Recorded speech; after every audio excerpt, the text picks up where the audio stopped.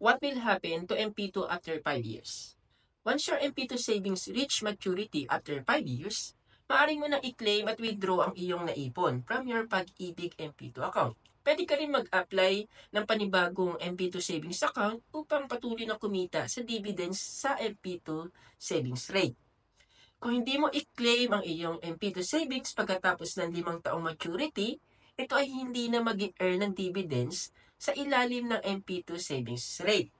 Kundi, it will keep earning based on the dividend rate of the Pag-ibig regular savings for the next 2 years only. Kung hindi mo pa rin ma-claim after this period, your account will then stop earning for any type of dividend. Mostly nangyayari ito sa mga OFWs na hindi pa nakakauwi. Pero, meron tayong option na magbigay ng authorization on our behalf to claim yung ating savings or earnings.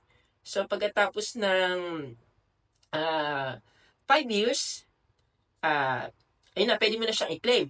Pero kung hindi mo siya makuha, merong another 2 years na mag-earn pa rin siya, pero hindi na yung rate ng MP2, kundi rate na ng regular savings. Tapos, at kung hindi mo pa rin siya makuha after that 2 years period, wala nang any dividends rate na mag-earn doon sa pera natin.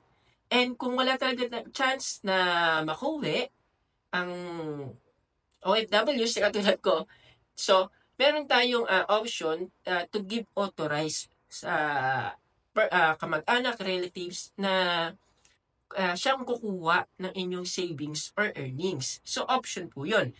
And you can check online, pwede kayong pumunta sa Pag-ibig website, yung mga, yung how to claim yung mga, nung savings natin or nung earning. So, pwedeng, meron kasi tayo tinatawag na mga loyalty card. So, yun, i-search nyo lang yun, hindi talaga makauwi, and kung paano ba gawin yung sa authorization letter para yung kamag-anak, yung natin ang kukuha ng savings natin or ng earnings natin sa Pag-ibig MP2. So, yun lang. Maraming salamat mga kabayan sa pagsubaybay ng aking channel.